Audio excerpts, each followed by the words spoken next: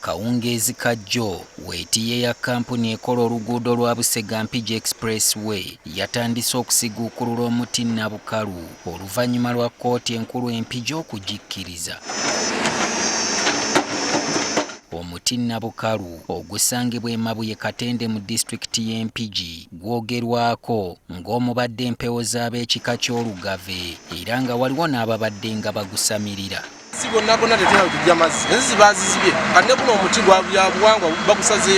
Abadde nnyini kibanja we guli Hussein Katamba yali yasabayo obukadde bwezaako n'ebikumi 5 ze yali abaliridde nti za kusengula mpewo zino okufuna awalala we zizimbirwa kyokka UNRA bino n'ebigaana era gye byaggweera nga bali mu kkooti.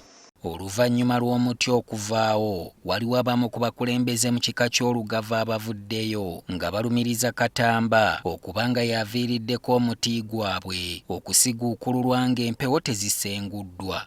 Nga tuli mu ekyo wetufunira amaloboozi nti abo bagenda kukolawo oluguudo.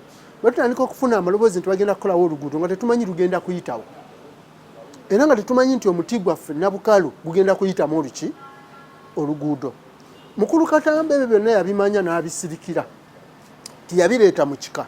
Richard Nkuubi agamba nti ekitongole UNRA ky'abatuukirira ku nsimbi obukadde 5 nga baali balowooza nti bo ng'ekika be bazisabye era ne bazeegaana kyokka nti ekitongole ne kibasaba bawandiise ebikwata ku bukulu bw'omuti guno basabe n'ensimbi ezigugyamu basengule empewo. Ne tubategeeza nti Mukulu Katamba Hussein wa Lugave naye sitakulembera kika kya Lugave, talina buyinza ku kika kya Lugave. Ne tubabuuza mwe muzze naki kubanga ffe ab'Olugave tusobola kusaba $5,000,000 mu muti ne batugamba mutuwandiikire nga mututegeeza mwagala ssente mmeka muze mulaba ezigyamu era mutunnyonnyere n'obukulu bw'omuti.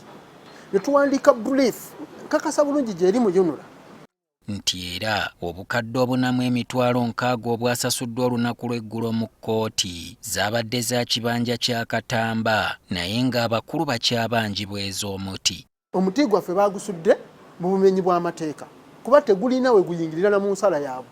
Ne baleeta ekiwandiiko kya kkooti bakireete bakikontesitinga ku muti ogwo. Bawe $4,460,000 ze baawa Katamba olw'ekibanja kye ng'omuti teguliimu. Twagala miliyoni zaffe 151.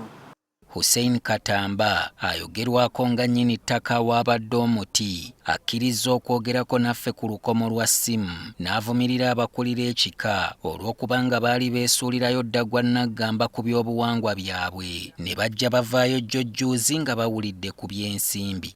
Teryavaayo bavaayo ku ssente naye tankubuulire tewali wadde akapejja akamu bwe kati embuga yonna baagitunda ettaka ya Aisha Luzinda ekibanja Ponsiano Mayiga.